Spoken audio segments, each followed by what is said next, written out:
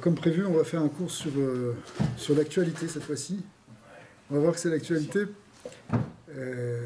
En fait, c'est ça qui est curieux, c'est-à-dire qu'on peut faire des cours sur l'actualité en lisant des textes qui ont plus de 1500 ans. Torah, c'est le journal. Parce que la dimension d'éternité qu'il y a dans la Torah permet parfois d'éclairer ce qui se passe au quotidien. D'ailleurs, c'est le vrai sens du mot Torah, qui veut dire aura, qui veut dire éclairement, enseignement.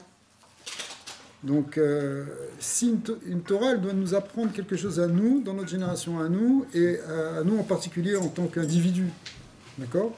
Et en tant que groupe aussi. Ça va jusqu'au parachute de chaque semaine. Oui, dans chaque semaine, chaque jour, quand on découpe la paracha, le Admor Hazaken, le premier rabbi de Chabad, a dit qu'il faut vivre avec son temps. Et il a expliqué vivre avec son temps, ça ne veut pas dire vivre avec la mode, mais c'est vivre avec le temps de la Torah qu'on lit de manière quotidienne. C'est-à-dire quand on partage la Torah, la paracha en 7 parties, oui, eh bien on lit une partie chaque jour, et dedans il y a un message qu'on peut prendre et méditer et qui peut nous éclairer dans la journée. Okay. Alors, ce soir ce qu'on va faire, un passage du Yalkut Shimoni, qui est un vieux midrash qui date du début de l'époque médiévale. Et pourquoi il est d'actualité? Parce qu'il va parler de ce qui se passe avec la Perse. La Perse, c'est-à-dire ce qui correspond aujourd'hui à l'Iran. Et d'une manière intéressante, parce que ça peut nous éclairer sur ce qui se passe à la fin des temps, sur la venue du Mashiach et le rapport entre ce qui se passe entre la Perse et le Mashiach. On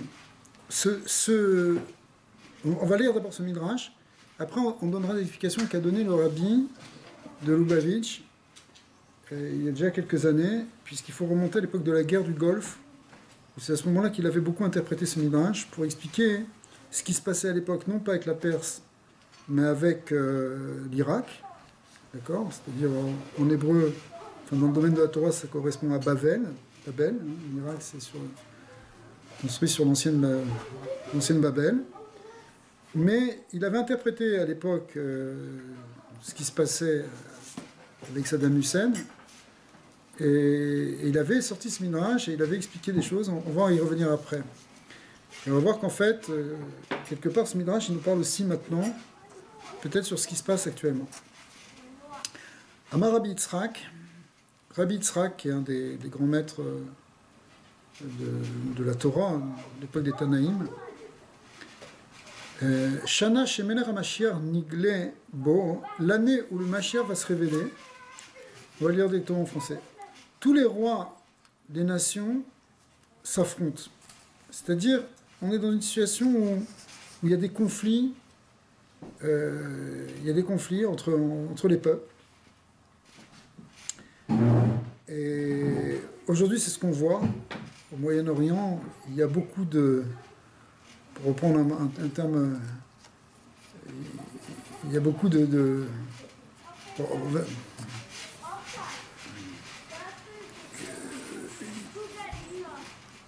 il y a beaucoup de nations qui s'affrontent, on va dire comme ça. Et puis, on nous dit comme ça que le Midrash il dit que Meler Pras mitgare be Meler Aravi, veoler Meler Aravi le Aram, litol et sameem, vechoser Meler Pras machiv et kol haolam. Il y a un affrontement entre la Perse entre le roi de Perse et le roi d'Arabie. On voit aujourd'hui qu'ils s'affrontent même d'ailleurs concrètement au Yémen. Et puis ces deux aspects de l'islam qui sont antagonistes entre les chiites et les sunnites.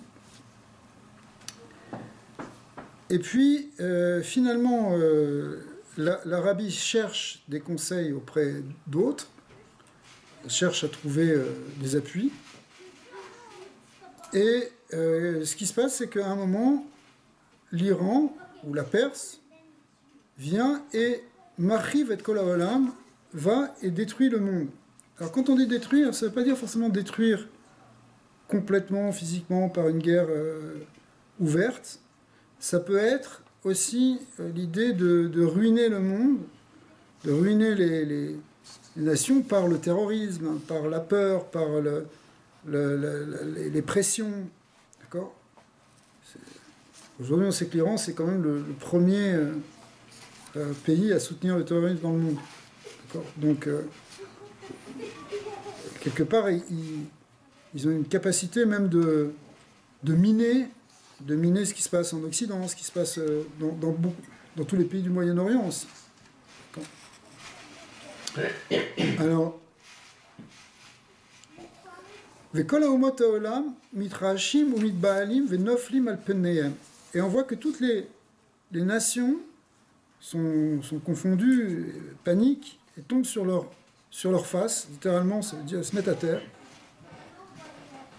Et ça, on a vu ça avec l'Occident, une partie de l'Occident qui se met à terre, en fin de compte, devant l'Iran avec les accords nucléaires qui sont évidemment faux. On savait qu'ils étaient faux, on savait qu'ils mentaient, mais maintenant on en a même une preuve ouverte et officielle aux yeux de tous. Et malgré tout, on voit qu'à part les États-Unis et Israël et l'Arabie Saoudite, tout le monde dit non, il faut continuer avec l'Iran, on va continuer quand même les accords. Et c'est des raisons pourquoi on veut continuer. On veut continuer parce que il y a des intérêts financiers, mais il y a aussi une espèce de soumission qui se fait. Tout le monde tombe sur sa face devant l'Iran. L'Iran fait peur à tout le monde. Il fait peur, il faut pas. Et qu'est-ce qu'on a peur ? On a peur qu'ils construisent une bombe atomique, alors on se met devant eux. Si ce n'était pas aujourd'hui un autre courant, celui-là des États-Unis, d'Israël, qui viennent, qui s'opposent de manière ferme et claire, tout le monde se mettrait complètement à plat ventre. Pourtant, on sait que ce sont des gens qui maudissent l'Amérique, qui disent officiellement qu'ils veulent détruire tout Israël, l'anéantir de la planète. D'accord ? Ce sont des gens qui financent le terrorisme partout dans le monde. Tout le monde sait ça. Et pourtant, on accepte de commercer avec eux. C'est ça s'appelle Noflim al-Penen. Le monde entier tombe sur sa face. Et au contraire, ça crée des contractions un peu comme les contractions d'une femme qui va accoucher, c'est-à-dire il y a une tension, tout le monde est tendu, tout le monde est crispé, le monde entier il est crispé.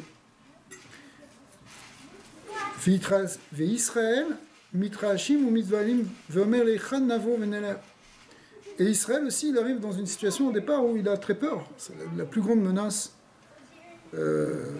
actuelle depuis plusieurs années.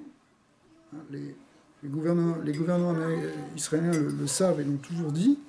La plus grande menace qui menace Israël, c'est l'Iran. Pourquoi ils sont si fermes comme ça à dire il ne faut pas qu'ils aient la bombe atomique? Parce que c'est extrêmement dangereux. Des gens qui prônent une destruction, un anéantissement d'un pays entier et d'un peuple entier, on est obligé de les prendre au sérieux.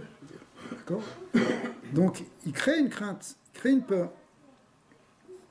Ok. Alors, et ils disent, Vemer, leichan navo venelech. Où est-ce qu'on va aller?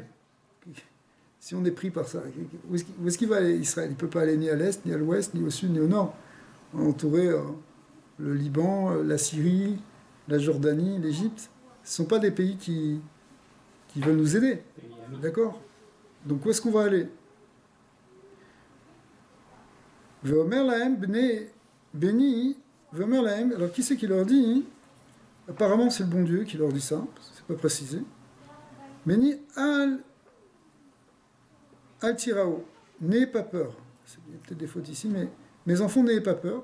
Kol ma shasiti, lo asiti et la bishvilchem. Tout ce que j'ai fait, je l'ai fait pour vous. Mipnema atem mityarim, n'ayez pas peur.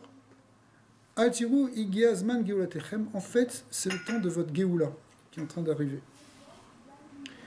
Velo ke geoula rishona, et pas comme votre délivrance que vous avez eue au début quand vous êtes sorti d'Égypte.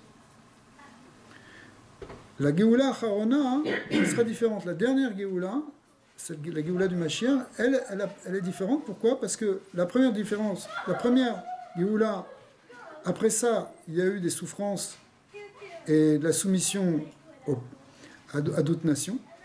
Mais la Géoula Acharona, la dernière Géoula, sera une Géoula définitive et il n'y aura plus d'autres soumissions. Okay. Alors, le texte il continue, donc ça veut dire, en fait, on est dans un moment de délivrance. Les Chachamim ont enseigné que lorsque le Mashiach vient, il va se tenir sur le toit du Beth Amikdash et il va faire entendre aux Bnei Israël, aux enfants d'Israël, il va leur dire Anavim, vous les humbles, Igiazman Gevatechem, est venu le temps de votre délivrance. Ve'imatem ma'aminim reu beodi shezarar alechem. Et si vous ne me croyez pas, regardez ma lumière qui brille sur vous. Comme c'est marqué, Kumi Ori Kiba Orer. Gvod Hashem alayir zarar. C'est-à-dire que la lumière divine va briller sur vous. Alors, cette idée ici, il faut expliquer ce passage. C'est quoi le roi Mashiach qui se tient sur le Beth Amikdash, sur le toit du Beth Amikdash? Pas obligé d'interpréter d'une manière littérale. Le rabbi a expliqué que, quand il a expliqué ce midrash, il a dit que, en fait, c'est quoi se tenir sur le toit du Beth Amikdash? Ça veut dire se tenir à la source de la sainteté. Le Beth Amikdash, c'est la maison de sainteté. Donc il se tient à la tête, au Keter, à l'origine de la sainteté, et il parle en fait ici, le Mashiach, d'une manière prophétique. Parce que, c'est quoi un prophète? Un prophète, c'est quelqu'un qui va chercher son inspiration tout en haut, dans la pensée divine, en quelque sorte, pour l'exprimer en bas. En fait, toute la Torah, elle vient d'une prophétie. Et donc ici, il y a l'idée de... Nous, on voit les choses d'en bas, qu'est-ce qui se passe? Alors on a la peur, effectivement, les gens font très peur. Quand le rabbi avait expliqué, quand le rabbi avait expliqué ce midrash à l'époque de la guerre du Golfe, c'était un moment où tout le monde était effrayé. Il y avait une grande peur, encore plus même que maintenant. D'accord? Puisque on ne savait pas ce que... Même la CIA ne savait pas ce qu'il y avait dans les armes de Saddam Hussein. Les missiles qu'il avait, c'était de très gros missiles. Mais ils pouvaient être chargés de charges chimiques ou biologiques. Tout le monde avait peur de ça. Ce qu'on appelait les Scud, là, qui étaient des espèces de grosses fusées russes. Ils en ont balancé 39 sur Israël. Et je me rappelle, à cette époque-là, il y avait des distributions dans toute la population de masques à gaz, y compris même pour les bébés. C'était un casse-tête terrible. Et le rabbi a parlé. Et il a dit, n'ayez pas peur. Il a cité ce midrash. Il dit, n'ayez pas peur parce que, en fait, Hachem est en train de préparer votre délivrance. Effectivement, c'était une guerre complètement miraculeuse, la guerre du Golfe. Ça compte comme un des très grands miracles, même de toute l'histoire du peuple juif. Puisque 39 Scuds sont tombés et il n'y a pas eu un mort. Il y a une personne qui a eu une crise cardiaque, mais c'était à cause d'autre chose. Mais sinon, il n'y a pas eu un mort, c'était des miracles les uns à la suite des autres. Quand un Scud qui fait plus de 10 mètres de long, il s'abat sur un immeuble, il n'y a plus d'immeuble. C'est quelque chose d'énorme. C'est pas une petite roquette, là. Et pourtant, ils en ont balancé sur Tel Aviv. Ça veut dire, c'était pas dans les terrains vagues, forcément, qui les balançaient. Et ça, c'est le premier miracle. Le deuxième miracle, c'est qu'Israël n'a pas du tout combattu. C'est-à-dire que, bon, c'est toutes les nations qui se sont mises contre Saddam Hussein, à l'époque, et les soldats d'Israël, ils n'avaient rien à faire. C'est-à-dire, on a vu vraiment les gens qui étaient sur place, je me rappelle, j'étais là-bas aussi, à la fin, c'était vraiment comme un grand miracle qu'on était en train de vivre directement. Et pourtant, ça pouvait être effrayant. Alors, le rabbi avait rassuré, il avait dit non, il n'y aura aucun problème. Alors que tout le monde entier, je veux dire, si vous écoutiez n'importe quelle source d'information dans le monde entier parlait de catastrophe totale, et puis, il ne s'est rien passé. Et le rabbi lui-même a dit à ses chassidim, ceux qui voulaient bien l'écouter, qu'il n'y avait même pas besoin de masque à gaz. Alors lui, il était informé d'une autre manière que simplement par les pistons de la CIA, parce que même la CIA, ils ne savaient pas. Ils avaient un doute, c'est incroyable. Donc, Rabbi, lui, il a parlé, hein, si vous voulez, quelque part, Mirosh Agag chez le Beth Amikdash. Il a parlé du toit du Beth Amikdash. Il a parlé avec une vision qui est pas la vision journalistique ou stratégique ici des soldats. Il a parlé avec une autre vision, avec un engagement, une responsabilité énorme. Une responsabilité énorme de dire à des gens que il a laissé comprendre aussi que la guerre s'arrêterait à Pourim, elle s'est arrêtée juste avant Pourim. Tout ça, c'était... le Rabbi l'avait dit. On a les vidéos, on a tout ça. Je veux dire, c'est pas quelque chose de... Ça, c'est exceptionnel. C'est quelque chose qui, normalement, relève, si vous voulez, de ce que peut dire un prophète. Un prophète, il peut se mouiller comme ça. Tu peux pas te mouiller sur une population et dire, si tu n'as pas d'informations, dire faites ci ou faites ça. D'accord? Okay. Surtout quand c'est... Là, bon, tu peux donner des conseils, etc. Mais là, c'était un engagement qui aurait pu faire risquer la vie de plusieurs personnes. Alors, on sait à quel point le Rabbi était soucieux de la vie et du bien-être de chacun et se souciait de chaque individu particulièrement pour que tout aille pour le mieux pour chacun. Et là, voilà qu'il a dit des choses comme ça, et il n'a pas dit ça d'une manière légère, pas du tout.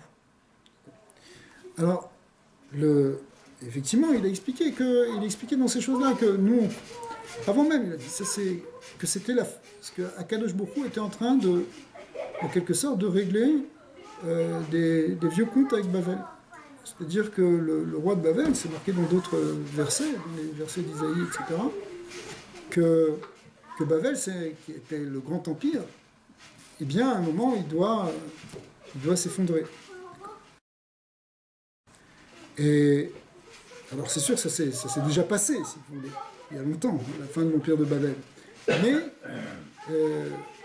on a retrouvé, je ne sais pas si vous avez vu cette photo après ça, mais les Américains sont rentrés là-bas et ils ont retrouvé dans le palais de Saddam Hussein une grande chaise immense, une espèce de trône qui s'était fait construire, avec marqué Saddam, roi de Jérusalem. Le gars, il était un peu ce qu'il voulait, mais je veux dire, c'est avec des gens comme ça qu'on est en train de dealer, quoi. D'accord ? Et la photo, elle est amusante parce que c'est le rabbin, de l'armée qui est assis dessus, et donc avec sa casquette militaire et sa barbe, et il est en train de poser sur ce trône. Mais il avait une espèce de vision de vouloir devenir le roi de Jérusalem, quoi. Donc, on a affaire à des gens qui sont de cet ordre-là, et il y a une dimension qui est au-delà, si vous voulez, de la logique politique. À l'époque, quand il a attaqué le Koweït, ça faisait strictement aucun sens d'un point de vue militaire, c'était complètement absurde. Il savait que le monde entier allait se lever contre lui, c'est ce qui s'est passé, et qu'il n'allait pas faire le poids. Bien que c'était pas une petite guerre, c'était quand même une très grosse armée, mais il y avait toutes les nations qui étaient contre lui. D'accord ? Donc, il y avait quelque chose ici d'irrationnel. Bon, c'est des gens qui sont irrationnels, donc il peut y avoir des choses irrationnelles, mais en même temps, le Midrash nous dit, c'est Akadosh Baruch Hu qui est en train de s'occuper de vous. Parce qu'après ça, on n'a plus entendu parler d'Irak. Je veux dire, après, ça s'est fait en 2 étapes, hein, la guerre du Golfe, il y a eu 2 guerres en fait, mais à la fin c'était terminé. Alors, aujourd'hui, il y a des remous, et ça ne s'est pas encore stabilisé. Mais cette espèce d'hégémonie de vouloir, avec cette obsession de vouloir détruire Israël d'une manière non logique, on a fini avec l'Irak. Alors ça, c'était pour l'Irak, et donc par rapport à Bavel. Après ça, en fait, si on regarde bien dans le texte, le Rabbi avait donc interprété ce texte à l'époque pour parler de ce qui se passait en Bavel, c'est-à-dire en Irak, mais en fait, le texte, il parle ici de Paras. Paras, ça veut dire la Perse. Et la Perse aussi, il y a quelque chose qui est complètement irrationnel. Pourquoi l'Iran, qui se trouve à plusieurs milliers de kilomètres d'Israël, 2000 kilomètres je crois, pourquoi ils sont si obsédés, on pourrait dire le mot, par la destruction d'Israël? Qu'est-ce qu'on leur a fait? D'accord? Qu'est-ce qui se passe? Il y a quelque chose qui n'est pas rationnel, c'est pas logique. Et en même temps, il y a combien de milliers de juifs qui habitent en Iran encore aujourd'hui? Il y a encore quelques... Ouais, tant que ça. Oh oui, beaucoup, oui. Mais il y a quelque chose qui n'est pas logique, qui n'est pas rationnel. Alors, ça peut être évidemment, on peut dire que c'est une excuse politique, etc. Mais il y a plus que ça. Il y a plus que ça. Alors, en fait, bon, ceux qui avaient inventé ça, cette idée d'anéantir tout le peuple juif, c'était effectivement en Perse. L'histoire de Purim, c'est l'histoire d'Aman qui veut détruire... qui veut en fait faire une solution finale, eh bien, c'est né là-bas. Et en même temps, on voit dans l'histoire de Purim quelque chose qui est extraordinaire, c'est que derrière tout ce scénario du monde, etc., finalement, on voit que Kadosh Baruch Hu, il retourne les choses. C'est-à-dire, c'est ce qu'on voit ici, c'est-à-dire, vous avez peur, mais n'ayez pas peur, parce que je suis en train de préparer votre délivrance. Même chose à l'époque de Purim. Aman, il a fomenté toute cette grande menace contre le peuple d'Israël. Et puis finalement, ça s'est retourné contre lui. Il a été pendu à la potence qu'il avait préparée pour Mordechai. Dans la Chassidut, on explique ça, dans la Kabbalah. Hein. Tu as reparti la caméra? Ouais. Dans la Kabbalah, on explique, merci, que la force du mal, ce qu'on appelle la Sitra Achara dans le Zohar, l'autre côté, les forces négatives, les forces obscures, finalement, elles préparent leur propre piège. Elles vont, en quelque sorte, s'autodétruire. Tout ce qu'elles essayent de faire comme mal, à la fin, c'est contre elles que ça se retourne. Alors, derrière, il y a une intelligence qui guide tout ça. Il y a quelque chose qui est, justement, la volonté d'Akadosh Baruch Hu. Ici, le texte, il dit que si vous ne croyez pas, si vous ne comprenez pas ça, regardez que ma lumière a commencé à briller. Et en fait, si on n'y croit pas parce qu'on se dit mais comment c'est possible avec toutes les armées qu'il y a autour d'Israël, etc., toute cette puissance contre eux, on peut regarder que la lumière de la délivrance, elle a commencé à briller. Dans le Zohar Kadosh, il est écrit que la délivrance finale, elle vient comme un lever de soleil. C'est-à-dire, au départ, c'est encore obscur, et puis il y a l'aube qui vient progressivement. Finalement, on arrive à un moment où le soleil sort, c'est le lever du soleil, et puis après, il va monter jusqu'au zénith. Mais c'est quelque chose qui est progressif. Or, la délivrance, quand on dit à chaque fois que les signes de la délivrance ils sont effectivement là, puisque on reconnaît que effectivement le processus de Géoula il est en route. Le Rabbi a insisté beaucoup déjà depuis longtemps, depuis les années 50, et même son beau-père un petit peu avant, à dire qu'on est rentré dans ce processus clairement de Géoula. Et petit à petit, plus ça avance, plus on voit que Israël, il y a eu ce qu'on appelle le kibbutz galouya des Juifs qui sont retournés en Israël. On a plus de 8 millions maintenant, c'est-à-dire c'est une majorité pratiquement. Et puis la terre a refleuri et Israël est reconstruite. Tout ça, ça représente cette idée que, regardez ma lumière, la lumière ici du Messie, c'est-à-dire la lumière messianique, elle brille de plus en plus.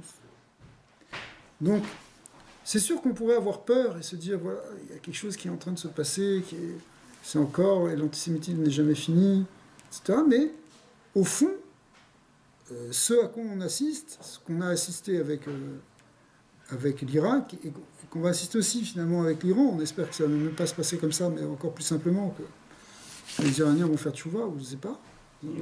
C'est toujours ça qu'on souhaite le plus. Parce qu'avant, il y a eu quand même des périodes où ça allait très bien avec les Iraniens. Je veux dire, au contraire, ça peut être même, ça pourrait être quelque chose qui est proche même de l'esprit d'Israël par certains côtés. Mais c'est la manière, c'est cette approche extrémiste de l'islam là, qui vient tout fausser. Et donc on peut espérer que ça puisse se retourner même de l'intérieur, que ce régime tombe, son pouvoir s'effondre et laisse la place à des gens mieux intentionnés. C'est sûr que ce serait le meilleur scénario. Mais en fait, les choses se retournent. C'est intéressant de voir ce qui s'est passé avec Netanyahou quand il a dévoilé là, les plans, les documents de construction enfin, un plan pour se doter de l'arme atomique qui était là déjà depuis le début des années 2000 et qui n'a pas cessé. Ils l'ont gardé quelque part. D'abord, c'est un coup d'espionnage comme il n'y a jamais eu dans toute l'histoire, je crois, du monde peut-être. Arriver à prendre comme ça tellement de documents. Mais quelque part, moi, quand j'ai vu ça, ça m'a fait penser à l'histoire justement de Esther à Suse, Shushan, quand elle vient, et à un moment, elle dévoile la vérité. Elle dit non, bah, regarde ce qu'il fait Haman. Dans l'histoire de Purim, Esther, elle est cachée, elle est la reine, et puis au bout d'un moment, elle dévoile sa carte, et elle dit c'est Haman qui veut détruire mon peuple. Alors, Binyamin Netanyahou, d'ailleurs, Binyamin, c'est la tribu de Esther et de Mordechai, il venait de la tribu de Binyamin, et c'est pas pour rien. Et d'ailleurs, dans la tribu de Binyamin, c'est là que se situait le Beth Amikdash. Alors, là-bas, elle dévoile au monde entier, en fin de compte. Elle dévoile à Achashverosh, qui représente le roi du monde. Et puis ça se retourne à ce moment-là. Alors c'est sûr qu'il y a toujours des gens pour dire oui, mais de toute façon, on savait déjà. Si tu savais déjà pourquoi tu as signé un tel accord, tu sais très bien que c'est des gens qui veulent simplement gagner du temps pour finalement se doter d'une arme qui va vraiment déranger le monde. D'accord. Ça peut bouleverser. Enfin, on peut vraiment pas laisser ces gens-là avec les bombes atomiques, c'est impossible. Ils vont s'en servir. Ils vont s'en servir, et s'ils s'en servent pas, ils vont mettre à plat ventre tout le monde. D'accord. Et la seule solution, c'est au contraire, il faut les empêcher, clairement. Des gens qui te disent en pleine face qu'ils veulent détruire un peuple, des gens qui font tout, qui détestent l'Amérique à ce point, etc. Tu peux pas laisser comme ça se développer, c'est complètement aberrant. Tu peux même pas prendre le risque. En tout cas, Israël, il peut pas prendre le risque, il peut pas se permettre un tel risque. À tout prix, il faut pas les laisser. Et ben, en fait, voilà, tout d'un coup, en tout cas, ce qui s'est passé, c'est que cette vérité-là, elle a été reconnue. Alors,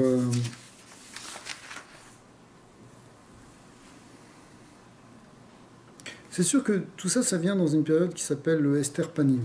Le Esther Panim, ça veut dire le voilement de la face. C'est-à-dire que, ici, le Midrash me dit qu'il y a la lumière qui commence à briller, mais elle brille dans quoi? Elle brille dans l'exil. L'exil, c'est le fait qu'on ne voit pas. Le Talmud demande d'où est-ce qu'on apprend Esther, la reine Esther, d'où est-ce qu'on l'apprend dans la Torah? Quand on dit dans la Torah, ça veut dire dans le Pentateuque.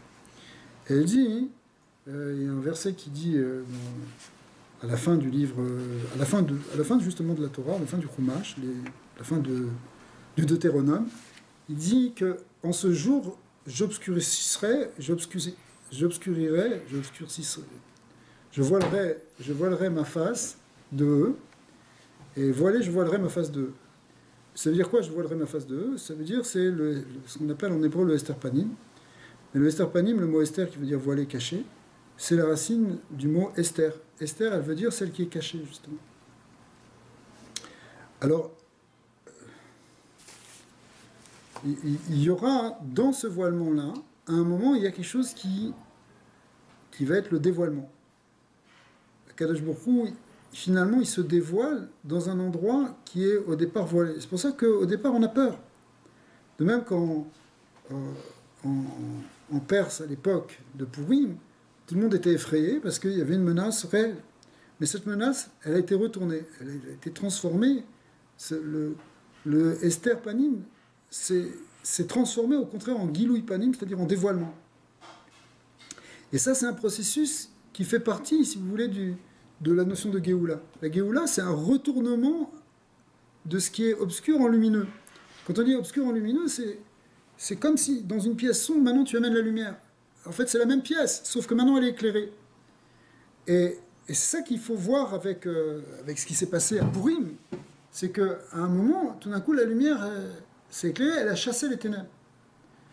C'est pour ça que c'est intéressant, parce que le même Rabbi Yitzhak, Rashi ramène au début de ce commentaire sur Bereshit, sur la Genève, il dit que Rabbi Yitzhak explique qu'à la fin des temps, les nations vont vous dire, vous êtes des voleurs, vous avez volé la terre de Canaan. Parce que la terre de Canaan, elle appartient à Canaan. Canaan, c'est un des fils de Ham. Pourquoi vous, les Bnei Israël, vous voudriez être en terre de Canaan? D'accord? C'est pas vous. Alors, on va leur répondre. Rabbi Yitzhak dit, il faut leur répondre ce qui est marqué dans la Torah. Que c'est vrai que pendant un temps, elle était donnée à Canaan, mais en fait, elle appartenait à Hachem, et qu'après, à un moment, Kadosh Baruch Hu a voulu la redonner à Abraham. Parce que même Canaan, en fait, ça ne lui appartenait pas de départ. C'était Eretz Canaan, on l'appelait comme ça, mais au fond, elle faisait partie de ce qui avait été donné à Hachem. Même sur ça, il faut expliquer pourquoi et comment ce qui s'est passé. Mais en tout cas, ce qui est clairement marqué, c'est que Kadosh Baruch Hu, c'est lui le maître de la terre, puisque Bereshit, il a créé la terre, le ciel et la terre. Et à un moment, il a décidé qu'il va le donner aux enfants d'Israël et pour l'éternité. Donc, on n'est pas des voleurs, dit Rabbi Yitzhak. On pourra leur expliquer qu'on n'est pas des voleurs, parce qu'effectivement, c'est Dieu qui crée, c'est Dieu qui donne. Et c'est ce même Rabbi Yitzhak, finalement, qui prévoit sur la fin des temps, qui parle sur ce qui va se passer à la fin des temps. C'est pas pour rien que c'est Rabbi Yitzhak, parce que Yitzhak, le patriarche Isaac, lui-même, il est celui qui est le patriarche qui représente celui qui nous sort de l'exil. Le Talmud dit que quand on est dans la fin de l'exil, on est tellement dans l'obscurité qu'on ne sait plus vers quoi se tourner. Abraham, il va dire, mais qu'est-ce que je peux faire? Et Yaakov aussi, et jusqu'à ce que Yitzhak, il va dire oui. Pourquoi? Parce que Yitzhak, lui, il avait donné toute sa vie pour Dieu, il était prêt à se faire offrir en offrant pour Akadosh Baruch Hu, il a donné tout son être. Et du coup, il n'a plus rien pour lui, tout ce qu'il a, c'est justement pour les enfants. Donc il devient celui qui va s'occuper de la fin du temps. Et c'est d'ailleurs Yitzhak, c'est aussi, étymologiquement, ça veut dire celui qui rira bien, qui rira le dernier. D'accord? Yitzhak, ça veut dire il va rire, parce que Sarah, quand elle a eu cet enfant, quand elle a conçu, elle n'y croyait pas, parce que Dieu est venu, elle s'est mise à rire. Et Hachem lui a dit, eh bien, il s'appellera, dans un an tu auras un enfant, et cet enfant il s'appellera Yitzhak, tu l'appelleras Yitzhak. Mais c'est quoi? C'est le rire qui va, on va rire à la fin des temps. Hein, dans l'histoire de Purim, qui est justement la fin justement de l'exil de Perse, à la fin on rit. D'ailleurs Purim c'est une fête de joie, c'est une joie parce qu'on découvre que derrière toute la mascarade qu'on avait de l'histoire, finalement il y avait le Créateur qui préparait du bien.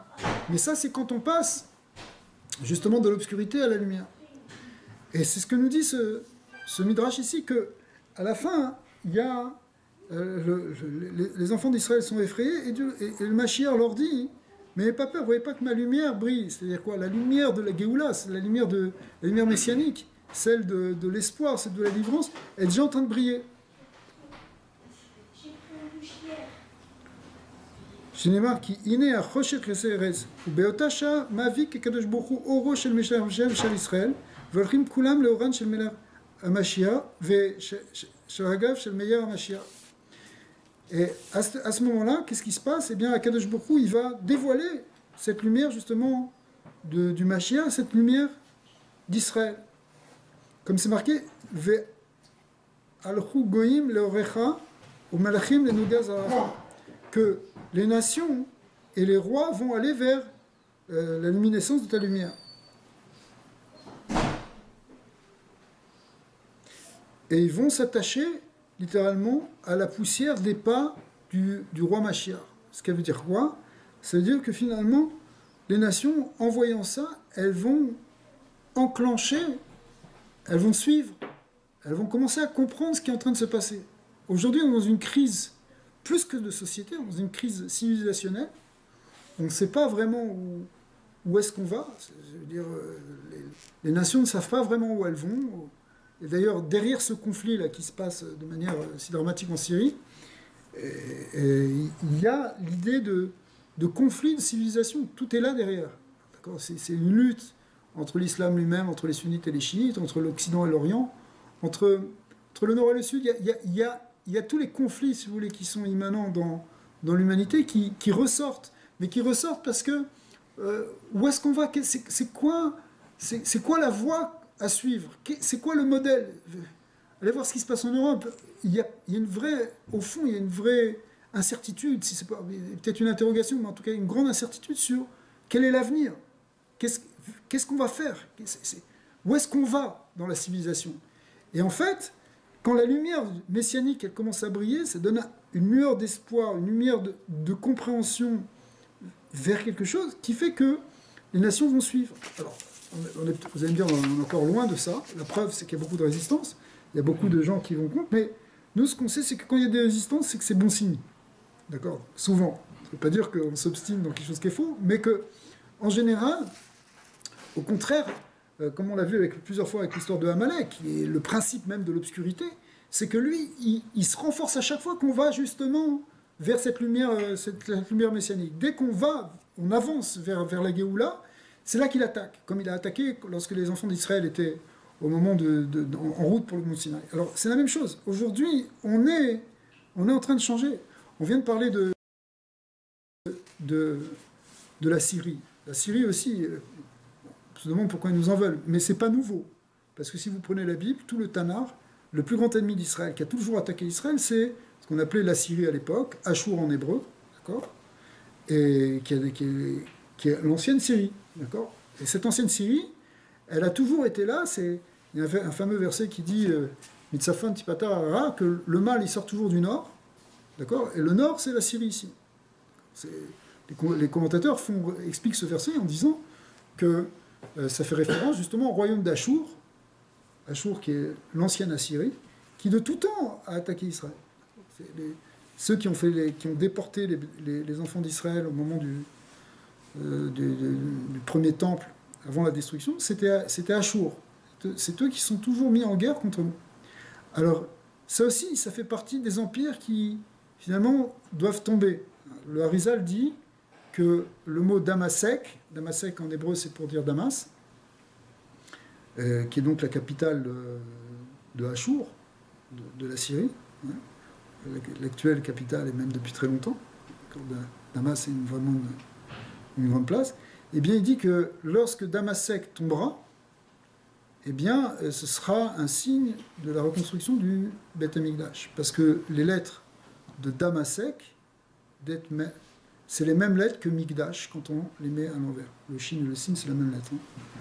Ça dépend comment on met le point. Donc, Damasek ou Mikdash, ce sont les mêmes lettres permutées autrement. Et donc, on sent qu'il y a un conflit ici, qui n'est pas simplement un conflit politique, pas un conflit, c'est pas simplement une guerre civile, il y a quelque chose qui relève de ce qu'on appelle aussi la guerre de Gog ou Magog, c'est-à-dire que les nations la guerre de Gog ou Magog, elle se passe là-bas. Et ces nations qui sont en train de s'affronter, et qui s'affrontent, mais en fait, finalement, c'est comme si une émulation de toutes ces forces du mal pour finalement qu'elles se neutralisent, et pour laisser place à autre chose. Au bout d'un moment, les gens vont en avoir marre.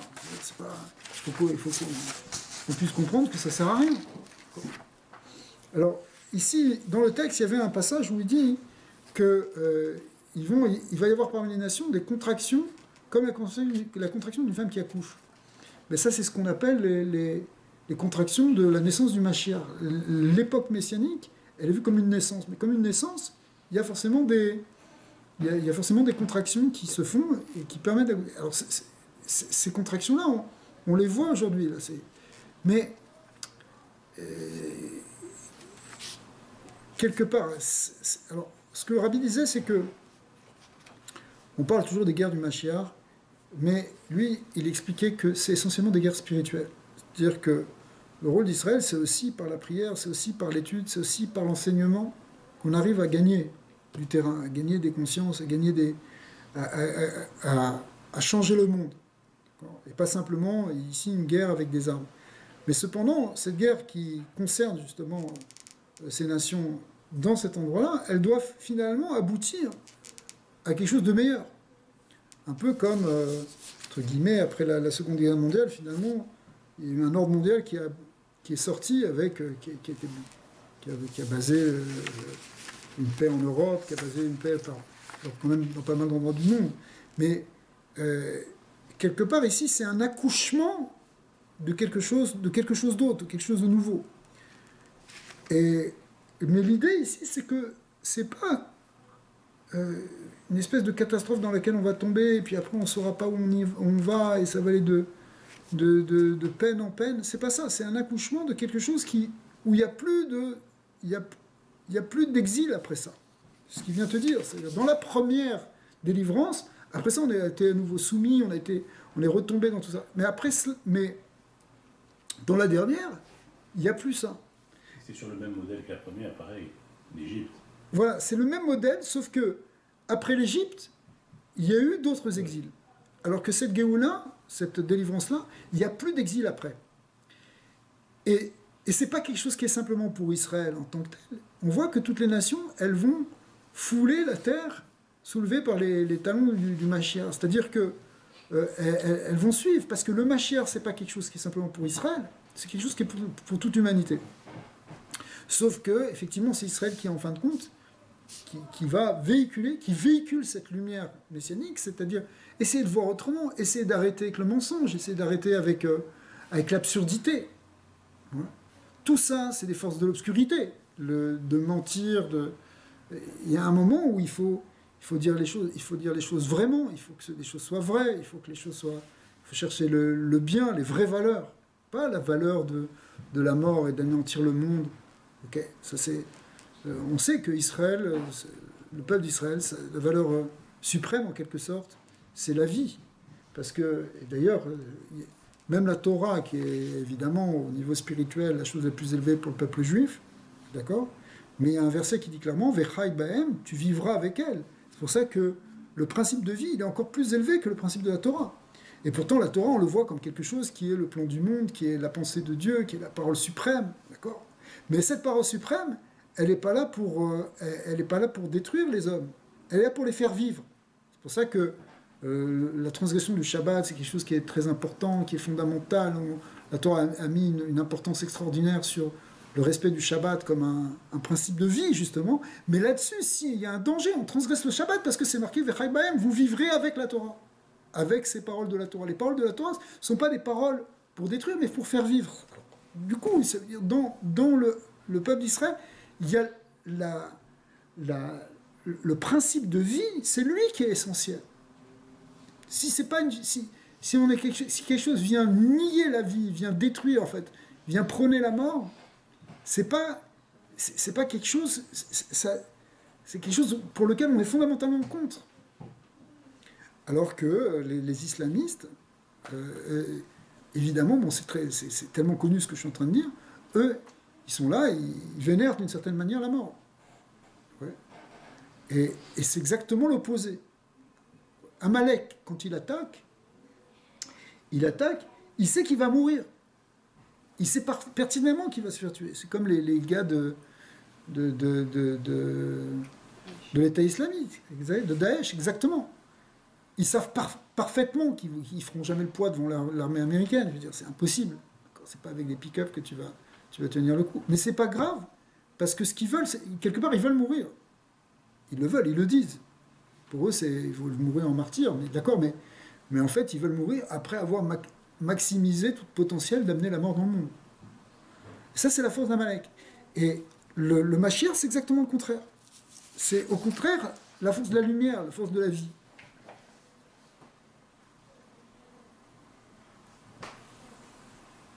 Alors, cette lumière, attention, ceux qui voudront rester attachés à une vision idolâtre, une vision justement négative, elle ne brille pas sur eux. Ils n'arrivent pas à voir. C'est ce qui est marqué Vélo alovde lilim shenemar qui ine achocher ikrase eres. C'est un temps où effectivement le monde est recouvert de ténèbres, d'accord.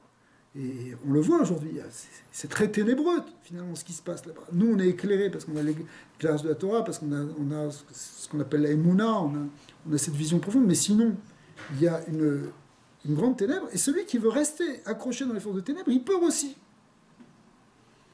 Mais à ce moment-là, Beotasha, Mavik, Kadosh Bokhu, Orosh, El Melech Mashiach, Veshel Israël, et à ce moment-là, Kadosh Bokhu, il fait briller au contraire la lumière d'Israël, et ceux qui vont suivre, ils vont suivre. Finalement, il y a ce qu'on appelle en hébreu un birour, c'est-à-dire il y a un choix qui se fait de vouloir. Si vous voulez, on est dans un moment de. Quelque part, on va arriver de plus en plus vers un moment de choix qui sont la croisée des chemins, c'est-à-dire des choix. Qu'est-ce qu'on veut? Il va falloir choisir en quelque sorte son camp. Mais finalement, il y en a plein qui vont aller Baïm, au Baïm, mais on voit que on voit que les nations, la plupart, elles vont suivre effectivement les pieds du Mashiach. Ou Baïm Kulam Venoflim Alpenem Lifne Melech Mashiach. Et au contraire, elles vont se soumettre même elles vont accrocher en fait avec ces idées-là. Ou Lifne Israël Vambrim Nieh Lechan les Israël Avalim. C'est-à-dire, ils vont dire, même ces nations, elles vont dire, nous on est prêts à vous servir, on est prêts à aller dans ce sens-là.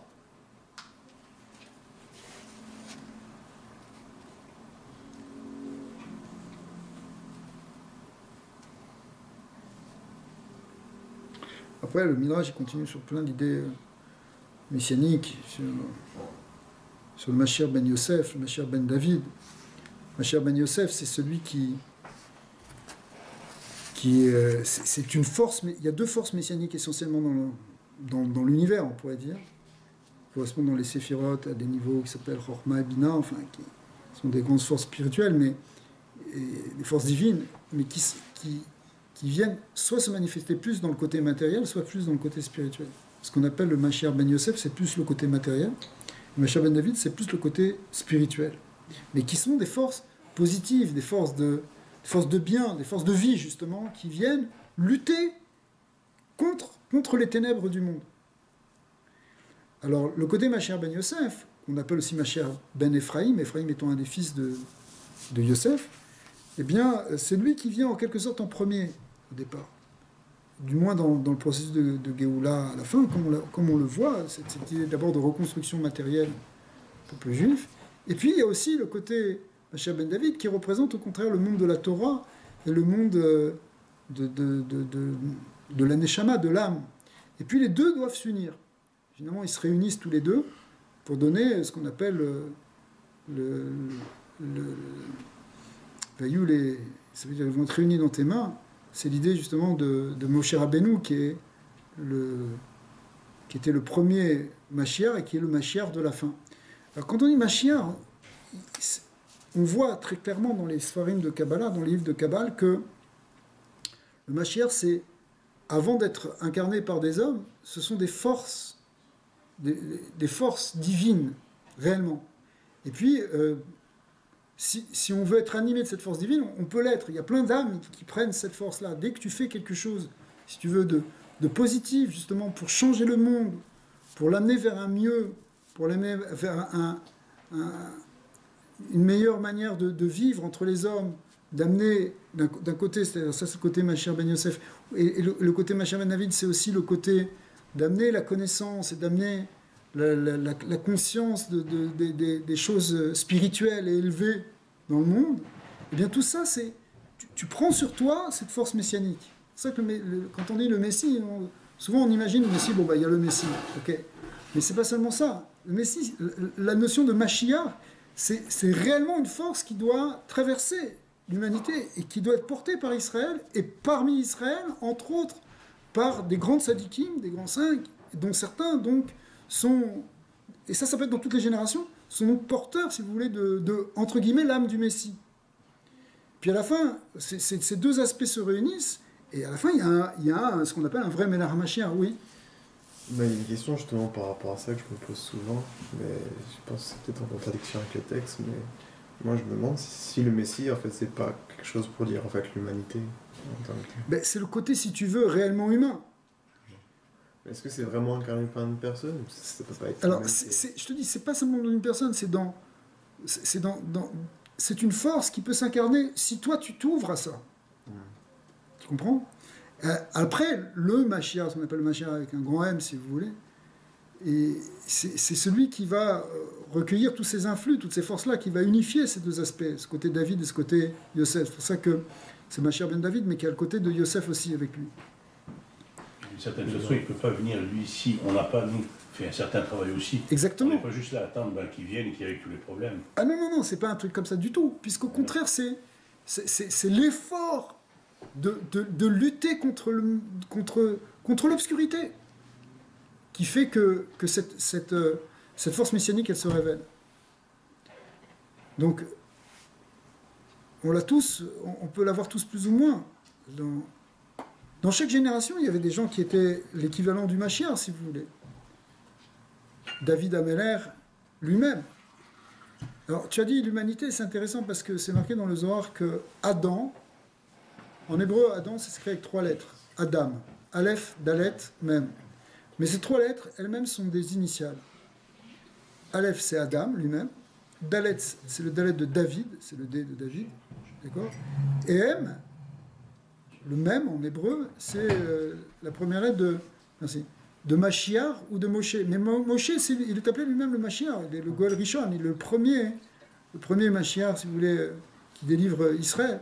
Mais, donc, c'est vrai que Mashiach, c'est l'expression même d'Adam.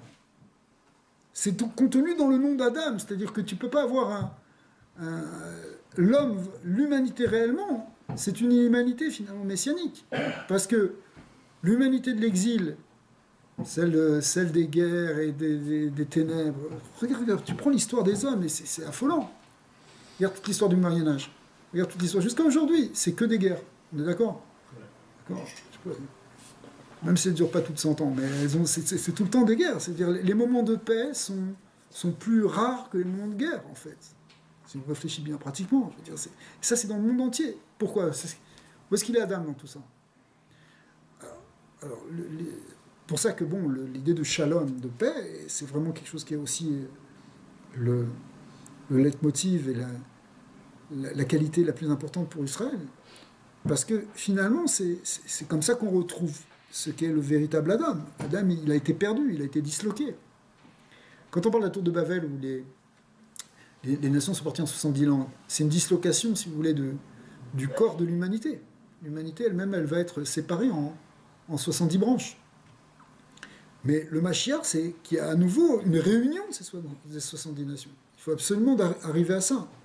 Et ça fait partie de l'ère messianique et de la qualité du Mashiach. Et des fois, ce qui est intéressant, c'est que dans cette guerre de Gog ou Magog, le mot Gog et Magog en Gematria fait 70, parce que ça fait référence aux 70 nations, d'accord, qui s'affrontent finalement. En même temps qu'elles s'affrontent, c'est ce qui va permettre leur réunion à un moment ou à un autre. Alors, comme on le voit à la fin du Sefer de Bereshit, du livre de Bereshit, dans l'avant-dernière paracha, on voit que Vaigash Yehuda s'est approché, et prêt à combattre. Il était en train de menacer Yosef qui était à ce moment-là vice-roi d'Égypte, et il ne savait pas encore que c'était en fait son frère. Donc, vous connaissez l'histoire, il venait délivrer son petit frère, etc. Donc il était prêt à s'avancer. Vaigash Yehuda. Et quand il s'est avancé, il s'est avancé pour se battre, en fin de compte, après ça, c'est ça ce qui a amené la réunion. Donc, des fois, ça a l'air d'être un début, ça a l'air d'aller vers le conflit, mais finalement, derrière ce conflit, c'est quelque chose qui va amener une union. Des fois, c'est un peu comme on peut prendre l'exemple, enfin, des fois, il peut y avoir une crise entre des gens, ils disputent, mais finalement, ça va permettre de renouer un lien si on arrive à bien s'en sortir. D'accord ? Et c'est ça qu'il faut... C'est comme ça qu'on voit finalement l'idée de guerre de Gog ou Magog. C'est-à-dire que la guerre de Gog ou Magog, c'est là que c'est la fin justement de Amalek en même temps, c'est la même chose quelque part. Et puis c'est ce qui va permettre à nouveau de retrouver une union réelle entre les nations.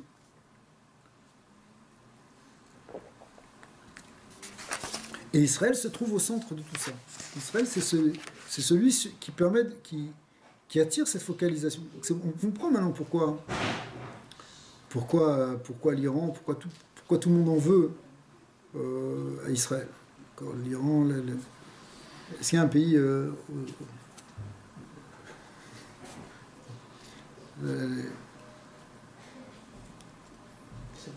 hein?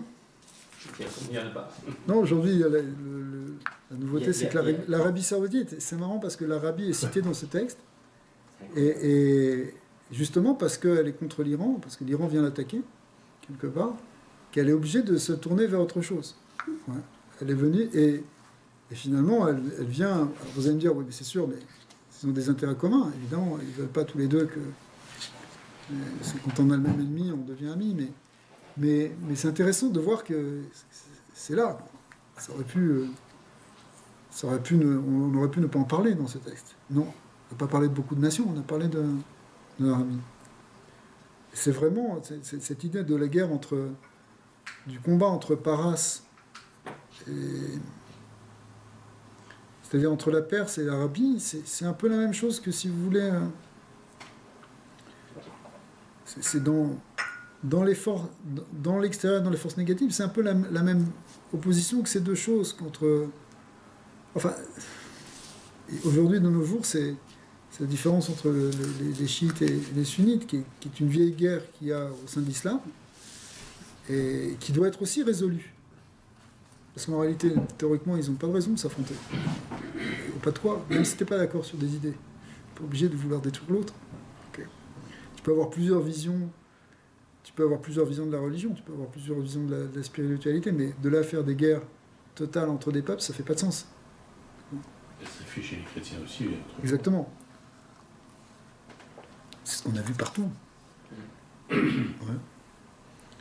Et donc.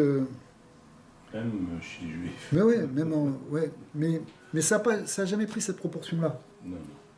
Jamais. C'est-à-dire, il y a eu, alors, ou alors il faut remonter très très loin dans l'Antiquité, si tu veux. C'est-à-dire, il y a eu deux royaumes, le royaume d'Israël, le royaume de Juda, qui parfois se sont affrontés, mais jamais avec une idée d'anéantir l'autre, etc. Non, c'était bon.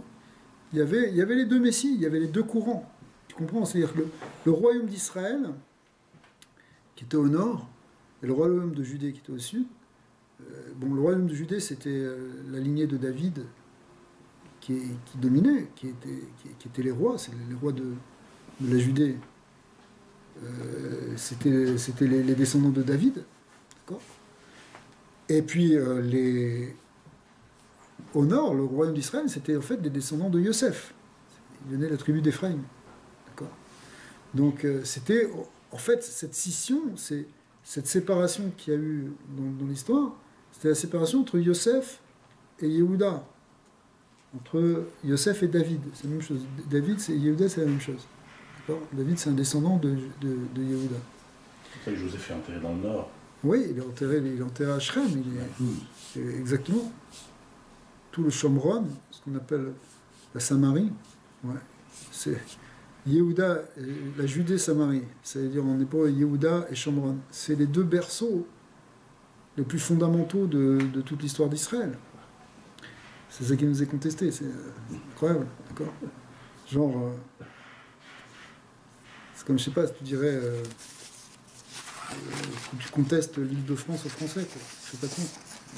C'est vraiment le berceau de la civilisation. Il est là-bas, toute notre histoire, toute notre culture, elle vient de là-bas, mais c'est contesté. Mais c'est ça, c'est ce que disait Rabbi Yitzhak aussi là-bas, dans l'autre Midrash, où il dit que les nations viennent vous dire vous êtes des voleurs, alors qu'on n'est pas des voleurs. Jérusalem, ça a appartenu au peuple juif pendant des milliers d'années, quoi. Et il y a toujours eu des juifs là-bas. C'est-à-dire, c'est pas parce que des gens nous ont chassés que ça ne nous appartient pas. Quand on revient, on nous dit mais c'est pas à vous. Non, c'est pas nous.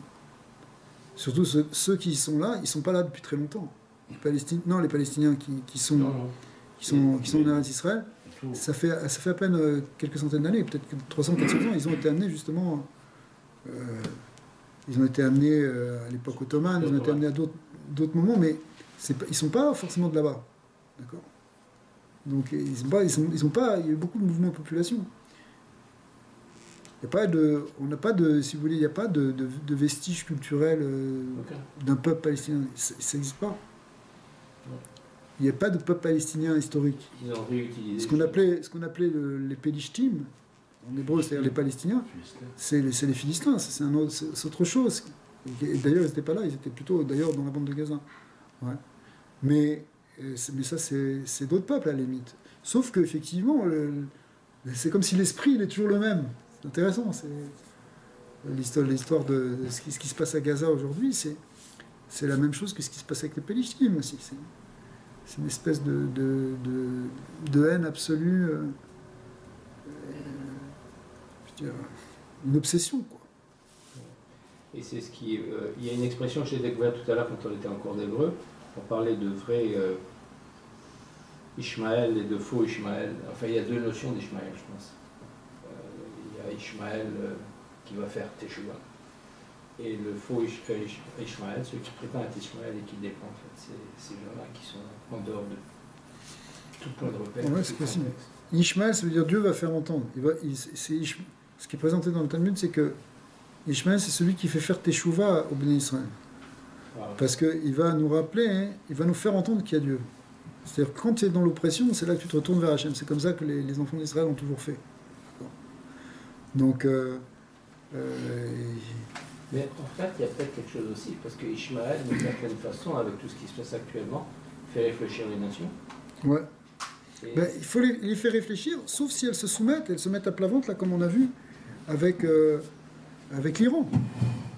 Tu comprends? C'est-à-dire que, je sais pas, mais un cours comme on est en train de faire maintenant, je sais pas, tu pourrais pas le passer sur un truc en Europe, tu te fais tout de suite mettre au pilori de l'islamophobie, des choses comme ça. Alors qu'en fait, je sais pas, il faut qu'on réfléchisse un petit peu, quoi. Tout à fait. Il ne faut pas avoir peur de le faire. Ouais. Mais, ouais, qu'est-ce que vous voulez dire? Non, j'ai réfléchi. Mais les Perses ne se considèrent pas comme des Arabes, donc ils ne se considèrent pas comme des fils d'Ishmaël, exactement. Non, mais ils ne sont pas des Arabes. Mais Ishmaël, si tu veux, dans la Torah, c'est pas les Arabes non plus. Parce que Ishmaël, on le voit, disons, c'est devenu dans l'habitude de le voir comme le principe de l'islam. Ce qui n'est pas, ça ne veut pas dire c'est l'émanation du principe. Les Arabes, ce qu'on appelle les Arabes, d'ailleurs le mot arabe vient, enfin en hébreu en tout cas, je pense que c'est la même chose en arabe, ça vient de Ma'arav, qui veut dire le arabe, qui veut dire l'ouest. C'est les occidentaux de l'époque. Sauf que c'est d'accord. Alors, non, mais maintenant on les voit comme des orientaux par rapport à l'Occident, mais à l'époque, c'est la péninsule arabique, c'est celle qui est à l'ouest. Ouais. Alors, là, le mot arabe, il existe avant même la naissance de Ishmaël dans la Bible. Si tu veux, quand Ishmaël naît, qui est le fils d'Abraham, qu'il a avec Agar, la servante, eh bien, il y a déjà des Arabes qui sont là-bas. Ishmaël, ça ne veut pas dire arabe. Ça veut dire... Ça a donné, si tu veux, un certain courant de... C'est plutôt un principe spirituel. Un principe spirituel qui est en fait ici l'islam. Et d'ailleurs, a priori, au départ, il y a quelque chose de bien, parce que même Ishmaël, il a reçu une bénédiction. Il va y avoir des princes qui vont sortir de toi, 12 princes. Ces 12 princes représentent justement des courants spirituels qu'on pourrait voir justement dans l'islam. Mais d'un autre côté, il y a des choses qui sont marquées qui le concernant, qui va être Péré Adam, ça veut dire qu'il va avoir un côté... le Père Adam, c'est-à-dire un côté rude et sauvage, comme celui qui est dans le désert et qui attaque et qui se bat dans le désert. Donc ça fait partie des descriptions que Dieu a données sur Ishmaël. effectivement, tu vois ce côté-là dans l'islam. C'est-à-dire, dans l'islam, tu peux avoir en même temps une grande spiritualité et des choses très très belles, extraordinaires. Et d'un autre côté, tu peux avoir une espèce de violence inouïe, je veux dire, des choses qui sont complètement absurdes, qui ne sont pas du tout dans la Torah. Hein. Je veux dire, des mutilations, des choses qui sont véhiculées au nom de l'islam. D'accord ? Même les plus extrémistes qui déraillent, si tu veux, les quelques extrémistes qui déraillent dans l'orthodoxie juive, ça ne va jamais jusque-là. Jamais. Jamais à côté une violence comme ça. Tu peux avoir une absurdité, une espèce de négation de soi-même qui peut arriver parfois, tu vois. Mais comme sur les Neturei Karta ou des gens comme ça qui sont rejetés d'ailleurs par tous les courants orthodoxes. Hein. Ils ne sont absolument pas acceptés et ils sont clairement mis sur le côté. Mais d'abord, c'est qu'une centaine de personnes. Hein. Les Neturei Karta, ils font beaucoup de bruit, mais c'est très très très peu de gens. L'Iran s'en est servi pas mal. Oui, ils sont payés par eux. On sait qu'ils sont payés par eux aussi, qu'ils acceptent. Mais je veux dire, même dans cet extrême-là, ça n'a rien à voir avec ce que tu vas trouver, les Avdil ben Avdalot, avec ce que tu vas trouver dans des gars aussi fous que l'État islamique, des têtes qui font des trucs absolument aberrants, quoi. Mais il y a quelque chose, justement concernant les Ishmaël. Et ça, c'est le côté, si tu veux, d'Ishmaël, parce que ça, c'est un côté de l'islam. Je ne dis pas que c'est tout l'islam, mais c'est un côté de l'islam, et c'est ça qui est marqué Péré Adam. D'ailleurs, le mot Péré Adam, Péré, ça veut dire Poréa, ça veut dire celui qui est effronté, qui est échevelé, qui est sauvage, tout ça, c'est Péré, c'est avec un Aleph, mais c'est avec un Haïm. C'est l'idée de justement, ce côté sauvage un peu. Culture bédouine. Voilà, qui est là, mais l'idée de Razia, etc. Ouais, exactement. Exactement. Et en même temps, et l'idée aussi qu'on a le droit de mentir pour la bonne cause, qu'on a le droit de voler, qu'on a le droit de violer. Ouais. Officiellement, je veux dire qu'on a le droit des tas de choses qu'on justifie au nom de l'islam. Ça existe aussi ça dans l'islam. Et d'un autre côté, c'est appelé Adam, c'est-à-dire Père Adam, donc il y aurait aussi un côté spirituel, un côté humain. Mais c'est ça qui est mêlé. Donc tu peux avoir d'un côté une grande hospitalité, une grande générosité, et en même temps, tout d'un coup, quelque chose qui peut se retourner en une forme de violence inouïe. Ouais. Si on fait l'analogie avec on parle des Ishmaël et des Saves, les descendants des Saves, la culture chrétienne, eux aussi, si on compare justement cette culture arabe, Ishmaël, bédouine, avec ce qui sont contre, je veux dire, l'opposé, c'est l'Occident. Comment on pourrait comparer les deux excès, justement? Où est Adam dans chacun des deux, et où est l'excès? On vient de parler de... Mais Esav, c'est un peu la même chose, si tu veux. C'est ça. Esav, c'est marqué, lui, sa bénédiction qu'il a reçue, parce que chacun, c'est une bénédiction, finalement. Ouais. Donc ça veut dire, une certaine approche qu'il va avoir, c'est Al-Khor Becha Tirpriye, tu vivras par ton glaive. Donc on voit, on parlait des guerres tout à l'heure, mais c'est aussi ça. Alors si on dit que Esav, ça représente le monde chrétien, eh bien c'est une religion qui s'impose par l'épée. C'est aussi... Il y a ce qu'ont fait les Espagnols quand ils sont arrivés en Amérique, etc. Il y a quelque chose au nom de l'Église, etc. Donc on voit qu'il y a aussi ça. Et d'un autre côté, il peut y avoir aussi une facette plus sympathique, on pourrait dire. D'accord? Comme il y a un verset qui dit qui Esav Israël, que Esav, il reste aussi un frère d'Israël. Parce que c'est le frère jumeau de Jacob. Donc il est aussi un frère, et c'est pour ça qu'il y a parfois des moments où il tourne un visage sincèrement amical et fraternel à Israël. Et là, on parle évidemment pas d'individu, on parle de principe ici, même dans la chrétienté. Il y a un côté dans la chrétienté qui peut être proche du judaïsme, qui peut sentir une affinité. D'accord ? Et en même temps, d'un autre côté, il y a une espèce de jalousie et de haine qui est là, comme dit Rabbi Shimon Bar Yochai. Et c'est lui qui dit d'ailleurs les deux choses. Il dit d'un côté que effectivement parfois Esav peut être pris d'un sentiment vraiment d'affection et de beauté pour Israël, comme on voit quand il a embrassé Jacob au moment où il a rencontré Rabbi Shimon Bar Yochai, a dit que cette fois-ci son cœur s'est fondu et on l'a embrassé sincèrement. Et d'un autre côté, dans le même enseignement, il dit que sinon c'est une halakha que Esav sonnait Israël, que Esav déteste Israël. Il y a quelque chose qui est aussi un fondement, si vous voulez, de l'antisémitisme, qui n'est pas rationnel, qui est une halakha, c'est-à-dire une loi constitutive finalement de son être, qui fait qu'il n'aime pas. Donc c'est à la fois un jeu d'amour et de haine, quoi. Et c'est pour ça, c'est ça qu'on peut, ce à quoi on peut ce qu'on a assisté pendant toute l'histoire. Il y avait un côté, il y a eu un antisémitisme chrétien très très fort, avec en même temps certaines fois des moments de protection,